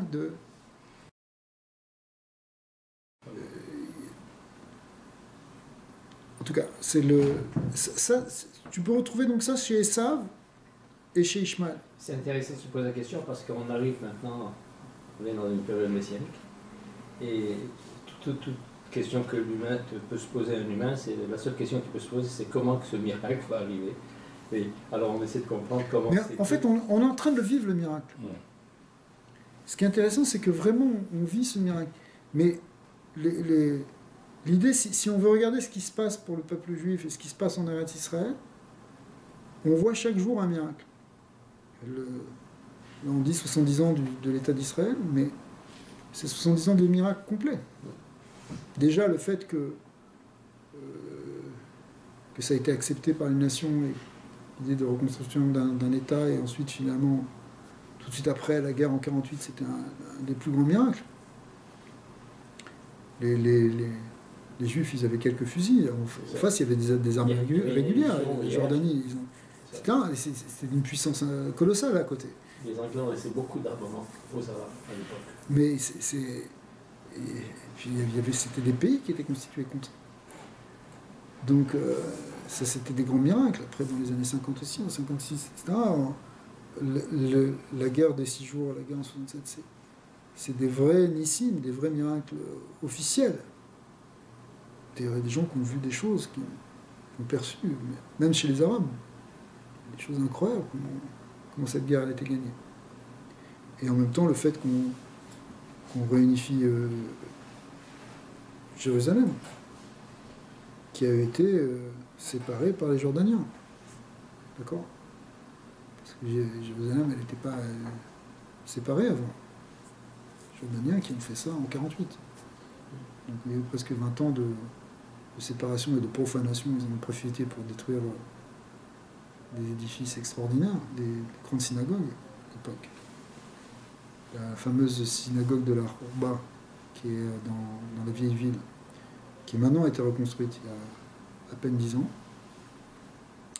Mais c'était une vieille synagogue qui datait depuis le Moyen-Âge. La grande synagogue de la vieille ville, elle avait été complètement détruite par les Jordaniens. L'endroit du Kotel, il avait été profané et c'était devenu un endroit où des charges publiques. D'ailleurs, il y a la porte des immondices. Ouais, mais ça c'est bon, ça remonte à beaucoup plus longtemps, je pense. Ah ouais? Ouais, non. Je pense. Tu crois que ça dépend de... Je sais pas. L'héritage romain, quoi, tu vois. Ouais, non, ça c'était avant. C'est à l'époque même du Beth Amikdash. Ah ouais. Ouais, c'est par là qu'on fait sortir les ordures. C'est par là. Ah, ok. Mais le Kotel, c'était un endroit qui était recouvert de détritus. Ils en ont fait une décharge. Donc après, ils viennent dire aux Juifs de Saint, c'est une blague. C'est une blague. Ça fait partie de l'hypocrisie, du mensonge officiel. Quand l'État d'Israël a donné la ville de Shrem, justement, dans les accords d'Oslo, Naplouse. Mais Shrem, c'est une ville qui est marquée officiellement dans la Torah, qui a été donnée à Yosef. Clair, c'est des versets clairs. Mais la première chose qu'ils ont fait, la première chose dans la journée même, c'est de complètement profaner toute la synagogue. Mais pourquoi? C'est une synagogue quand même. Pourquoi tu veux la profaner? Sans parler à Gaza, la première chose qu'ils ont fait, c'est de de détruire. C'était une synagogue qu'ils avaient laissée, ils l'ont détruite complètement. Ils ont détruit même les serres que les Juifs leur avaient laissées parce que leur avait été offerte par un grand milliardaire qui avait racheté ces serres pour les offrir aux Palestiniens. La première chose qu'ils ont fait, c'était de les détruire. Parce que donc il y a quelque chose qui est absurde. Mais il y a le Ishmaël, le vrai, qui va faire Teshuvah. Alors ça, je ne sais pas si c'est le vrai ou le faux. Je pense que pour nous, c'est le vrai. Non, mais je ne sais pas s'il y en a plusieurs. Enfin, c'est plus aspects. Moi, comment j'ai compris ça quand on m'a présenté ça tout à l'heure, c'est deux aspects, justement. C'est ça, il y a les deux aspects. Ouais. Maintenant, est-ce qu'il fait tchouva vraiment à la fin des temps? Ça, c'est pas sûr. Parce que, je m'excuse d'aller dans le sens un peu contraire, il y a certains enseignements qui disent que ça, c'est quand on voit qu'effectivement, d'où est-ce qu'on apprend ça? On apprend ça d'un verset au moment de l'enterrement de Abraham. C'est marqué qu'il est venu Yitzhak et Ishmaël pour enterrer leur père. Le fait que c'est marqué Yitzhak en premier, c'est-à-dire qu'Ishmaël, il avait reconnu que Yitzhak, c'était lui, finalement, le fils aîné, celui qui avait pris bien qu'il était plus jeune, mais c'était lui qui, comme on l'a expliqué plusieurs fois, que l'idée d'être l'aîné, ça veut dire c'est celui qui est responsable, c'est pas celui forcément qui est plus âgé en âge, mais c'est celui qui prend sur lui la charge de la responsabilité vis-à-vis de ses frères. Donc à un moment, Ishmaël, parce que celui qui pense qu'à lui et qui pense qu'à ses plaisirs, il est trop tourné vers lui, il ne peut pas être le fils aîné. Le fils aîné, c'est celui qui est en charge et qui est responsable de l'autre, qui est porte-garant, comme on le voit justement avec Yehuda, qui s'est porté garant de son petit frère Binyamin. C'est comme ça qu'il a été élu au statut d'aîné parmi ses frères et qu'il est devenu justement après le roi. Donc, même chose finalement, Yitzhak, Ishmaël va reconnaître Yitzhak, mais certains expliquent que ça, c'est pas exactement forcément pour la fin. Non. Que ça, c'est dans l'histoire, et il y a ces moments-là où effectivement Ishmaël vient et se tourne. C'est pas évident, mais on espère que ça va être comme ça. Donc on croit plus en la Teshuvah des sables. Je vais te poser la question, qu'est-ce qui est plus facile de faire coordonner les évangiles avec la Torah ou le Coran avec la Torah? Moi je dirais les évangiles, pourquoi? Parce qu'ils ont... le Coran. Tu dis le Coran? Moi je dis les évangiles parce qu'ils ont pas eu la prétention, ils n'ont pas fait du cut and paste, ils n'ont pas coupé, et ils ont transformé des vérités. Moi si je me réfère à... Mais ils ont vraiment levé l'idolâtrie à un summum quand même assez intense. Qui? Il y a les évangiles. Oui, d'accord, non, ça sent. Mais ils parlent de la nouvelle Israël, mais ils n'ont pas détruit l'ancienne. L'islam, ce qu'ils ont fait, enfin, une partie de l'islam, ils ont recréé, ils ont pris des notions. Moi, je suis d'accord avec ce que tu dis, parce que l'idée, c'est que le Coran, c'est une réécriture de la Torah. C'est les premiers révisionnistes, c'est les musulmans, parce qu'ils changent un texte qui est bien antérieur à eux, bien antérieur à la naissance de l'islam, Ishmaël et et ils réécrivent en parlant, par exemple, de la Kedah, du sacrifice de Ishmaël et pas celui d'Yitzhak. Il y a un changement complet du texte et on efface complètement la Torah. Alors qu'effectivement, les chrétiens n'ont pas touché la Torah. Ils ont écrit un deuxième livre. Ils ont dit, voilà, maintenant, le premier, on l'oublie, c'est un nouveau. Mais on ne l'oublie pas complètement puisqu'il fait partie de la Bible. Sauf que, alors après, c'est une question d'interprétation. Mais c'est beaucoup plus difficile de discuter au niveau de l'interprétation avec un texte qui remet en question complètement l'histoire de... Moi, je suis pas d'accord. Je trouve que le Coran, c'est vrai ce que tu dis, mais bon, ils ont fait une autre religion, c'est correct. Ils ont pris des choses, ils ont fait une autre religion. Tandis que le christianisme a dit, on ne fait pas une autre religion, on est l'aboutissement de cette religion. C'est l'ancienne, le judaïsme accomplit le christianisme. Nouvelle-Jérusalem. Ça, c'est beaucoup plus retors, je trouve, que... Tu fais une autre religion, parfait, et ok, c'est beau. Alors fais une autre religion, mais parle pas de... Oui, mais parle de ce que tu veux, mais c'est une autre. Tandis que là, c'est pas une autre.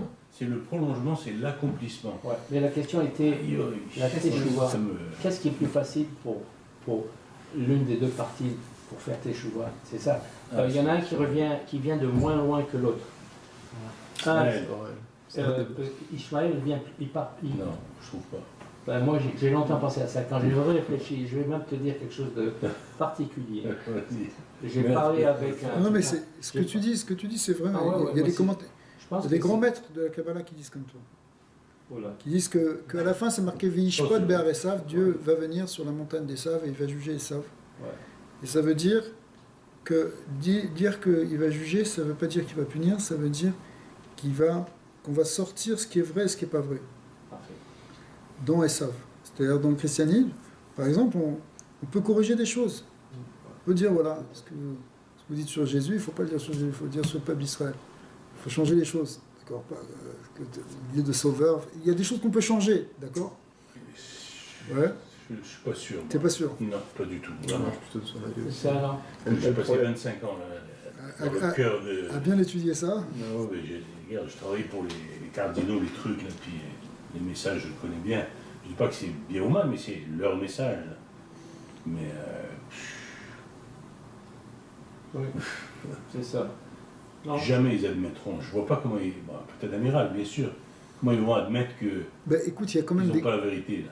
Il y a quand même des chrétiens qui ont, reconnu que la vraie place d'Israël, c'est-à-dire on est sorti de la notion du...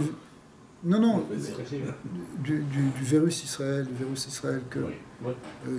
Mais pour dire que finalement, que Israël, c'est le fils aîné. Oui. Moi, j'entends des chrétiens qui me l'ont dit. Oui, absolument, oui. Mais ça, c'est tu sais ce que c'est ça?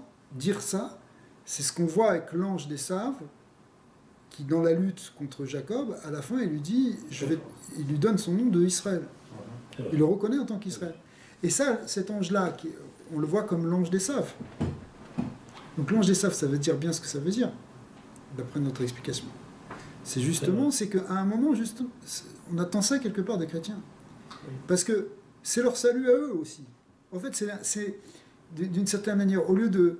Le salut de l'humanité, il vient par justement la reconnaissance de l'autre. C'est ça le grand message de la Torah. Le message de la Torah, c'est que si tu n'es pas capable de reconnaître l'autre, de voir la place de l'autre, tu signes ta propre perte. Quand les frères au sein même du clan d'Israël, on voit ça, les frères de Joseph, ils vont en Égypte, le verset dit, Joseph les a reconnus, mais eux, ils n'ont pas reconnu Joseph. Au sens de l'explication littérale, parce que ça faisait 20 ans qu'il n'avait pas vu, il avait de la barbe, etc. C'est pas ça.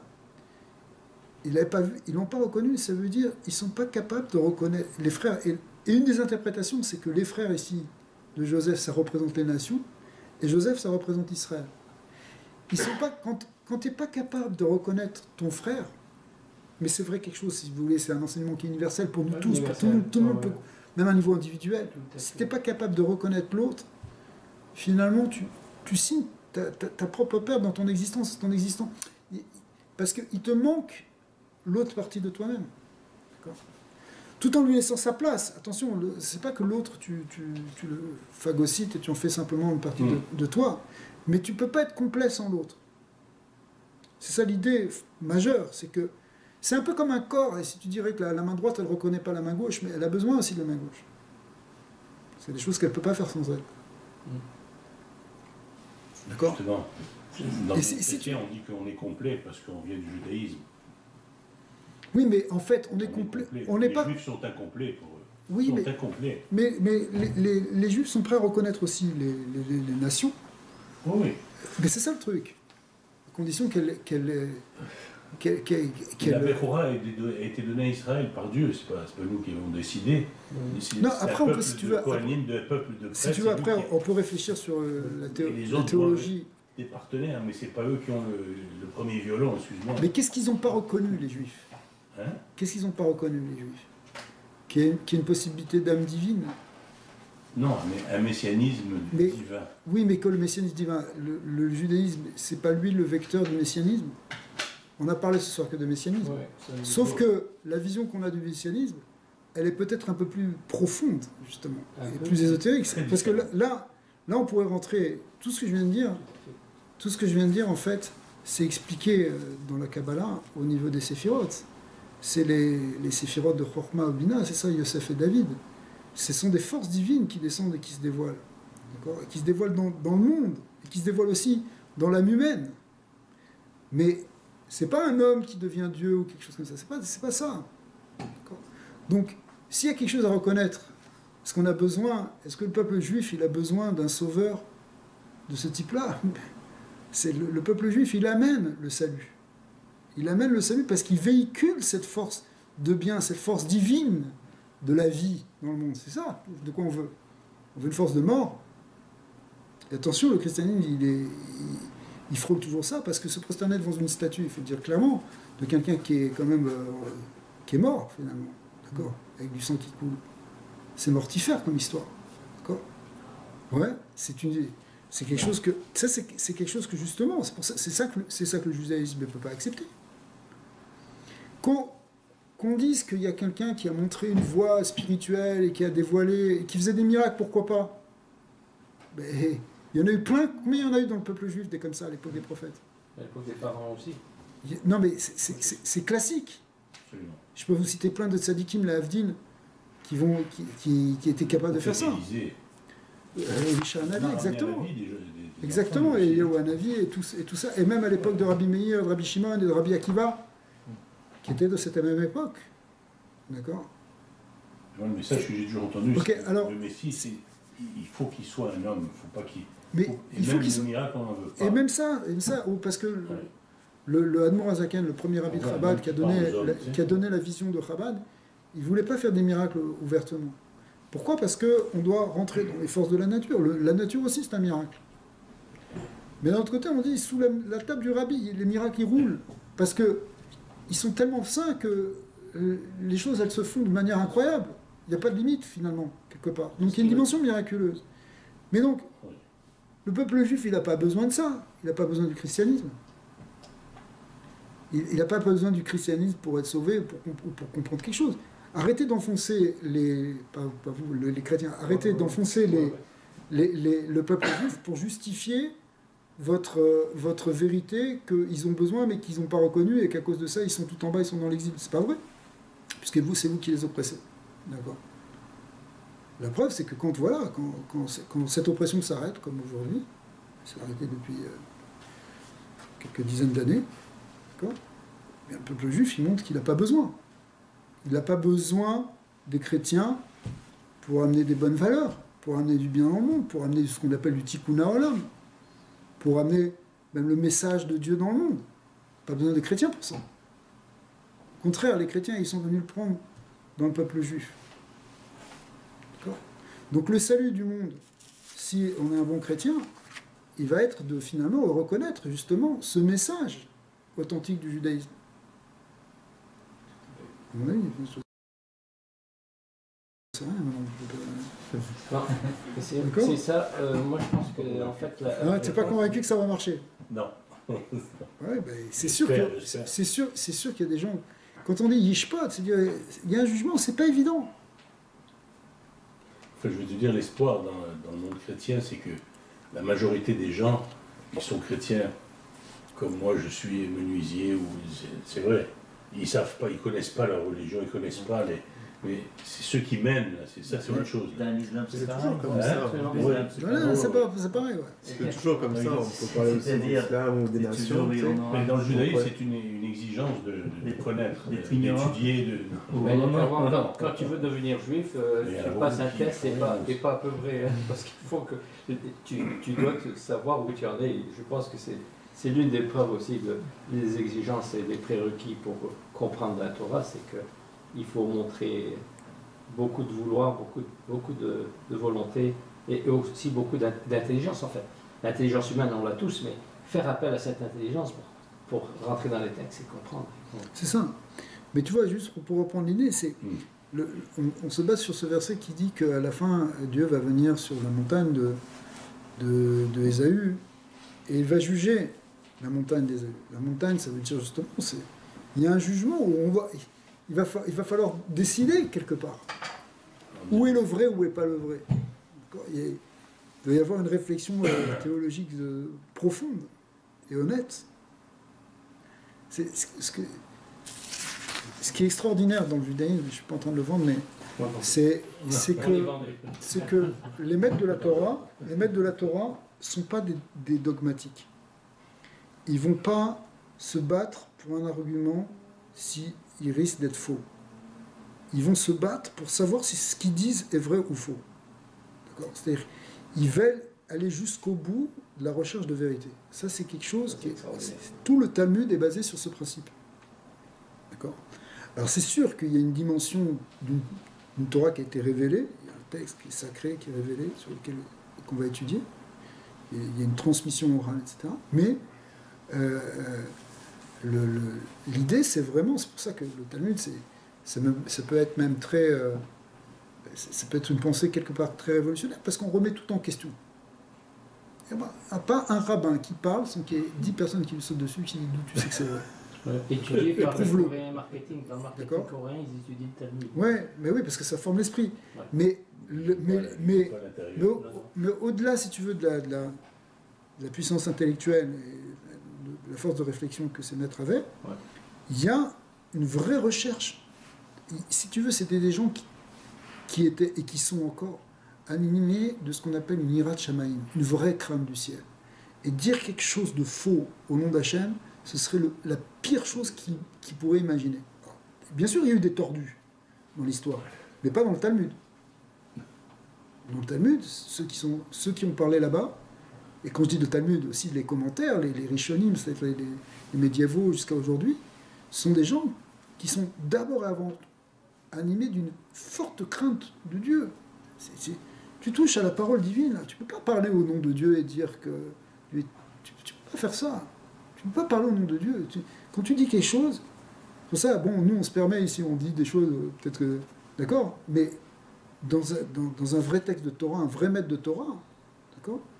Et avant de dire quelque chose, il fait des heures de prière pour ne pas dire des bêtises. Et s'il dit une bêtise, il faut être sûr que quelqu'un va lui rentrer dedans. Mais au nom d'Hachem, pour trouver le vrai. Et lui, il va reconnaître. Tout le Talmud est basé sur des gens qui disent « Ok, t'as raison. » D'accord ? Si tu me prouves que ce que je dis c'est faux, je l'accepte 100%. Sinon, tu ne peux pas être un maître. Tu comprends ? Donc, ça, cette idée-là, cette idée de, plus que d'honnêteté intellectuelle, cette idée de recherche du vrai, elle anime le judaïsme du début jusqu'à la fin. D'accord ? Alors, je ne sais pas comment c'est ailleurs, je ne suis pas assez spécialiste. Ce que je comprends, moi, c'est le dogme. Le dogme est typique au monde chrétien, versus le Talmud, le monde du Talmud où c'est l'inverse, c'est la raison, c'est d'abord et avant tout la relation entre Hachem et l'humain, et quand on parle d'Hachem, c'est évident que c'est sacré. Alors, c'est ça aussi. Il y a aussi des versets, mais même les versets, ils sont décortiqués, tu ne peux pas faire dire n'importe quoi à un verset. Tu comprends ? Et c'est le gros défi qu'on aurait, nous, en tant que Noirs, d'essayer d'amener cette dimension aux chrétiens. Je veux dire, ce non-dogmatisme, non, je sais bien. Oui, mais... C'est peut-être prétentieux, mais en tout cas, il faut au moins y penser de façon à trouver. Non, mais c'est vrai que c'est vrai que j'avais une question ce soir, c'est comment on transmet le message en tant que Noraïté ? Qu'est-ce qu'on a en action concrète, comment on peut faire ça ? Bon, des fois, ouais, non, mais... T'es sur la bonne voie, tu te poses la question. Continue, lâche pas. Je dis ça parce que des fois tu parles aux gens, mais t'es sur une planète pour eux. Mais des fois on n'a pas besoin de parler juste je suis certain. Juste en faisant, en agissant. Ouais, totalement. C'est sûr qu'il faut que tu portes les valeurs que tu veux véhiculer, mais c'est ça. Ça suffit pas d'être juste. D'essayer de travailler sur toi. C'est un bon début. Oui, c'est inspirant. C'est sûr que c'est un début. Ils vont te poser des questions quand même, Simon. Pardon ? Ils vont te poser des questions quand même. Savoir aussi qu'est-ce que tu vas leur dire. C'est quoi ces forces C'est les questions plutôt qui essaient de... C'est sûr que c'est une barrière qu'on peut avoir. Comment je dois leur parler, des quoi que je dois leur parler. Je parle pas personnellement. Non, je parle à un niveau télé. J'étais comme de l'autre côté avant, j'ai l'impression, et maintenant je trouve ça fou en fait cette façon de... C'est sûr que c'est une situation, c'est une position qui est délicate, qui est pas évidente. Tu veux laisser aussi libre arbitre, tu veux pas rentrer, de toute façon ça sert à rien de discuter des fois aussi. Je sais, mais c'est-à-dire après la réponse, peut-être pas comment tu penses. Ce que je offre à la personne. C'est quoi les outils qu'on peut avoir comme tu dis, sans vouloir faire de religion. Que la personne est intéressée. Oui, ce qu'il y a, c'est... Les outils pour parler avec des gens, c'est effectivement quand même une certaine connaissance de la Torah. Ouais, c'est vrai. Faire attention, ils ne disent pas n'importe quoi, ils non plus. Non, mais bon, je pense pas que vous allez dire n'importe quoi, mais Alors, l'idée, c'est de savoir quand même quoi répondre, sans chercher à convaincre forcément les gens. Mais... Quoi et comment répondre aussi. Ouais. Moi, j'ai tendance à... Il y a certainement une raison à ça. Parce qu'ils t'ont blessé à quelque part, ou je veux dire, je comprends ça. Moi, j'ai une relation un peu différente. Et c'est vrai que toi, tu as un background, et puis tu as une grande connaissance dans ce domaine-là. Moi, je n'ai pas eu de connaissance vraiment du christianisme, donc voilà, à cheval là-dessus. Mais... il y a tellement aussi de l'autre côté d'a priori et de... Je sais pas, là. Si. Ah non. Gros montage. Non, pourquoi Non, pourquoi c'est un débat ouvert, je veux dire. C'est excellent, absolument. C'est tellement d'a priori contre le judaïsme et contre tellement de fausses croyances qui ont été véhiculées jusqu'à aujourd'hui. Jusqu'à aujourd'hui, il y a des choses qui sont... Le monde ne connaît pas, c'est la richesse du judaïsme. Le message de la Torah, c'est un message extraordinaire pour l'humanité. Sauf que comme les Juifs ne cherchent pas à convertir, parce que c'est pas leur rôle de convertir les gens et d'amener tout le monde sous cette bannière, parce que justement ça fausserait les choses. C'est pas leur rôle, mais ce que je remarque, c'est qu'ils sont très ouverts à communiquer la connaissance quand les gens... Ben oui, mais ça c'est obligatoire. Et leur respect. Mais qu'est-ce qui est hallucinant aussi, c'est de voir à quel point il y a des gens qui ont une haine innée. Moi j'ai un ancien ami, justement, la dernière fois que je l'ai vu, quand je lui ai parlé, il m'a lancé des propos antisémites. J'ai fait, écoute, je dis, regarde, je comprends pas pourquoi tu as une attitude comme ça, tout ce que tu dis c'est des menteries, je sais pas d'où est-ce que tu vas sortir ces choses-là, mais il y a plusieurs personnes comme ça que je rencontre des fois. Et je trouve ça incroyable parce que je me dis, comment ça se fait qu'ils ont cette haine innée en eux, sans même qui fait aucun sens, comme on disait de Amalek, comme on disait de l'Iran, qui a ce désir de détruire Israël. C'est une halakha ça veut dire, Rabbi Shimon Bar Yochai a dit, c'est une loi en quelque sorte fondamentale.